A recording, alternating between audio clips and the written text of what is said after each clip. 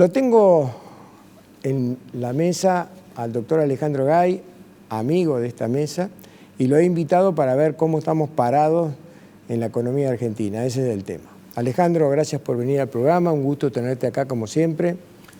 Gracias por la invitación, Rubén. ¿Cómo estamos parados? Si estamos parados. Estamos esperando que venga el próximo gobierno. Qué va. Pero, no, lo que ocurre es que, digamos, la actual administración no tiene la voluntad, ¿no es cierto?, de corregir los problemas y hacer, digamos, lo que acaba de decir Manuel Tagle que habría que hacer, ¿no es cierto? Entonces, lo que vamos a hacer es vamos a esperar languidecer hasta el próximo gobierno, con una inflación que va a ir creciendo. O sea, la mentira del presupuesto del 60% no va a ser correcta, digamos, la inflación va a ser más del 100% seguro, con un nivel de actividad que va a andar en torno del 2%, lo cual eso no está tan mal, digamos, pero con una inflación. Aclara qué significa que la actividad va el nivel de actividad del producto. El sí. producto este año va a crecer un 4,5% más o menos, lo cual está muy bien. En el 22. El 22 y el 23, ahí los pronósticos son que vaya a crecer un 2%. Y eso es razonable, digamos, es bien probable que eso ocurra si no hay una crisis cambiaria de por medio, ¿no es cierto? Porque el gobierno va a apuntar a eso, a mantener... Aclararle a los televidentes que cómo sería una crisis cambiaria. Y una crisis cambiaria, digo, el problema de la falta de dólares, el gobierno lo va manteniendo, digamos, con trabas, ¿no es cierto? Como se explicó, digamos, y entonces pone trabas a las importaciones, pone trabas al turismo, y para que no haya, para que los dólares no se fugan, patean, digamos, el pago de las importaciones. Digamos, ¿podés hacer una pausa ahí, sí, Alejandro? Porque me gusta aclarar. Antes, cuando yo estaba conversando con Tagle, le conté lo del presidente de la compañía de autos eléctricos argentinos. Los tipos ya dicen, solamente el 10% de lo que nosotros fabricamos es importado, es insumo importado. No nos dejan importar eso, no podemos fabricar los autos. Entonces, en Brasil nos ofrecen un mercado 5 veces más grande que el de Argentina. Nos vamos a Brasil. Dejaremos acá una plantita como base operativa y nada más, pero nos vamos con todo lo nuestro a Brasil. Por lo que vos estás diciendo, si no van a permitir las importaciones para tratar de controlar el tema del dólar, esta situación de esta empresa automotriz la van a tener muchos industriales de Argentina. ¿Vos creés que se va a producir un éxodo grande? No sé si un éxodo grande porque es complicado. Los costos hundidos que tenés, digamos, en cualquier empresa, digamos, son muy grandes, y si tenés un horizonte que de acá a un año posiblemente las cosas cambien y empiecen a mejorar, posiblemente esa empresa era una empresa muy nueva, además esa de los autos. Sí, ahí en Morón, hace 12 años que están trabajando. ¿12? Ellos son los creadores del proyecto. Hay un auto que creo que se fabrica en Córdoba que le llaman Tito, ¿no? Y esto no sé cómo se llama el auto, pero vi las imágenes, son autos muy chiquitos, sí. Pero tienen en 4 horas lo cargas y tiene una autonomía para 100 kilómetros y 4 horas de carga te cuestan 100 pesos. Porque la energía está regalada. Seguramente. O sea, con la energía, su verdadero valor, igual esos autos van a tener futuro, pero no tanto como, no es tan barato como lo es ahora, digamos, claro. Con la energía pisada, ¿no es cierto? Pero volviendo al tema, digamos, entonces es una economía, digamos, que está trabada por todos lados por esa escasez de dólares y por el cepo cambiario, que cuando vos pones el cepo es un callejón sin salida. El cepo cada vez te obliga a meter más trabas, digamos, y de eso hay que salir, porque si no una economía no tiene futuro. Y bueno, pero este gobierno no ha mostrado interés y no va a salir del cepo, porque eso tiene un costo de salida, que es el costo de unificar el mercado cambiario, y entonces el precio de los alimentos aumenta. Claro. Y hay un costo Macri político, cuando digamos. asumió en el 19, en el 15, enseguida unificó el cambio y no sé la respuesta que hubo del mercado en ese momento, yo no me acuerdo si hubo un incremento grande de precios. Hubo un pequeño golpe inflacionario, porque eso y lo va a tener el próximo gobierno cuando lo haga, digamos, pero lamentablemente eso hay que hacerlo. Es como que vos decís, el médico te dice te tenés que operar y vos no te querés operar, y bueno, algún día te tenés que operar. Y mientras más tardes, más te enfermas y peor es. Claro. Porque es el problema. Mientras más se tarde en salir del cepo, más grave se pone la salida, la misma salida. Claro. Ya ahora es bastante más compleja que cuando le tocó a Macri en el 2015, salir ahora del cepo. Estamos a un año de las elecciones del año que viene.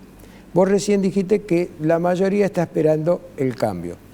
Entonces, uno se pregunta, dada como está hoy la situación en Argentina de cuasi gravedad, con los movimientos piqueteros, el polo obrero, que todos los días paralizan la capital federal, el próximo gobierno, si quiere empezar a corregir esto, va a tener que indefectiblemente corregir el gasto público, porque ahí está la madre de todos los problemas. Para corregir el gasto público tiene que recortar con la tijera en algunos sectores. Pareciera que donde corte, en cualquier sector que corte, el escándalo va a ser increíble. Se me ocurre a mí por dos razones. Primero, porque quienes en ese momento van a ser oposición, el kirchnerismo duro y todo lo demás, van a empezar a tratar de esmerilar al gobierno de turno, cualquiera que sea Juntos por el Cambio, Milei o quien sea.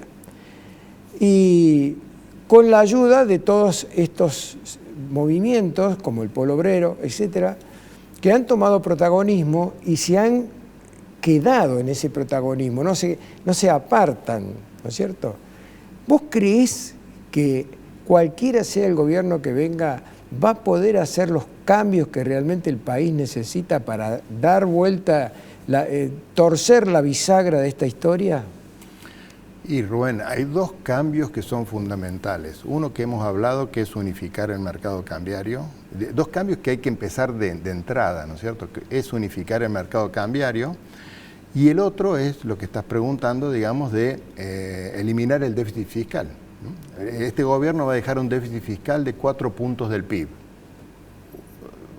Va a dejar 1,5 de primario y más 2 puntos de intereses. Y el próximo gobierno, eso va, en principio, lo que habría que hacer es tratar de reducirlo en los 2 o 2 años y medio, eliminar ese déficit fiscal. Es una cosa posible, no es nada fácil, pero que si uno no hace eso, no tenés chances de que la economía tenga condiciones para crecer. Claro. Entonces, digamos, es como que no te queda otra posibilidad. Y entonces, el candidato inicial es bajar los subsidios a la energía, ¿no es cierto? La energía se está pagando mucho más barato de lo que cuesta producirla, y eso es un ahorro, si vos empezás a bajar eso en esos 2 años, es un ahorro de 2 puntos del PIB que hay de subsidios a la energía. Claro. Y después toca una reforma del Estado. Digo, el Estado argentino es una máquina de gastar plata y poco eficiente, ¿no es cierto? Y el problema es que hay quintas por todos lados. Porque ese es el punto, y por eso no es fácil bajar el gasto público, porque no es solamente un problema ideológico, sino que cuando vos planteás de dejar de subsidiar a Tierra del Fuego, ahí hay muchos intereses económicos, muchos empresarios que tienen esos subsidios, que producen, etcétera, y entonces, pero no, lamentablemente no hay otra solución, y bueno, hay que hacerlo de una manera ordenada y de una manera conversada y darles ciertos plazos, pero digamos, la Argentina tiene que reducir sí o sí el gasto, digamos, es lo principal, y lamentablemente no es lo que se hizo en los 2 primeros años de Macri, esa es la macana, ¿viste? Ahí se pospuso, se pensó que eso no era necesario y después se lo hizo un poco apresurado al final del gobierno, obligado por las circunstancias, ¿no es cierto? Y este gobierno volvió todo para atrás, digamos, con la excusa de la pandemia, etcétera. Claro, la mayoría de los gobiernos en los últimos 100 años, todos han sido moderados. Esos 100 días famosos que tenés de gracia para hacer los cambios más profundos, ninguno lo hizo. Fíjate que vos, Menem, de entrada empezó con ese baile de estirar, Pungibor, hasta que asumió Cavallo con la convertibilidad y produjo el gran shock. No sé, pero si vos mirás el resto de, no sé, desde Frondizi para adelante, si querés, no hubo nunca una política de shock en la Argentina, diciendo, bueno, en los primeros días hay que hacer en los primeros 100 días hay que hacer los cambios más profundos que tenemos que hacer.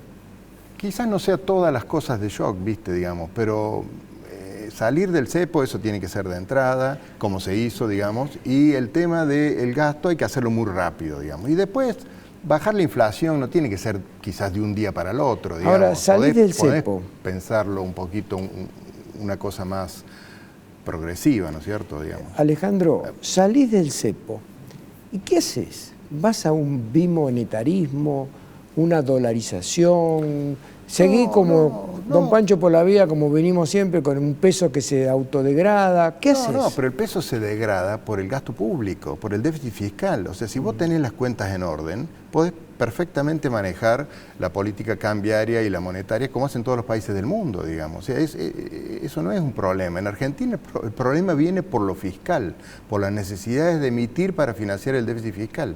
Entonces, como vos tenés esas necesidades, destruís la moneda, destruís... pero si no, digamos, no hay que buscar ninguna cosa extraña, digamos, para corregir. Lo que hay que corregir es el gasto público, el déficit fiscal. Bajar el gasto público que fue subido por la gestión kirchnerista, digamos. Sí. Si hoy tuviéramos el gasto público de la salida de la convertibilidad, seríamos Gardel. Sí.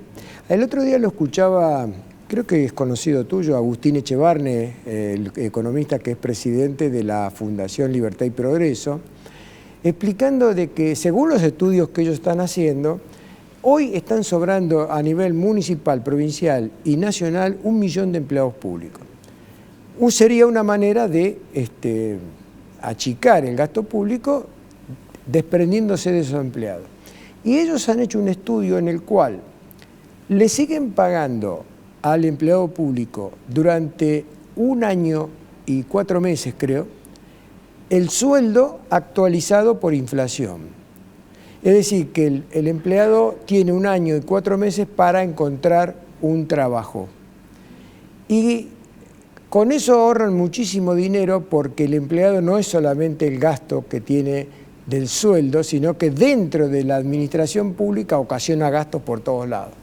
Y que con eso empezarían a achicar el gasto público. ¿Cómo lo ves eso o es una fantasía? El gasto público, sobre todo, es un problema no tanto en la administración central, sino en las provincias y en los municipios. Eso es lo que ha crecido, digamos, en los últimos 10, 15 años, ha crecido mucho ese gasto público.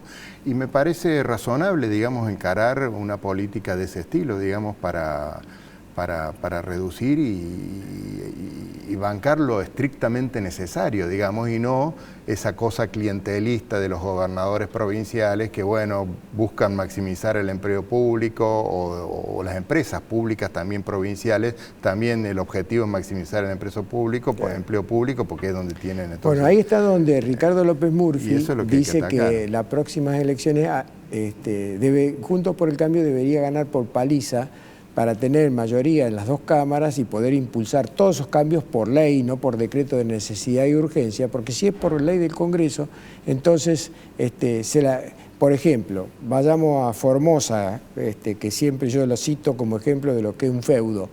Gildo Infran se resistiría a un decreto de esa naturaleza, pero si es una ley del Congreso se la tiene que comer, no tiene alternativa, porque en Formosa la mayoría de la gente es empleada pública.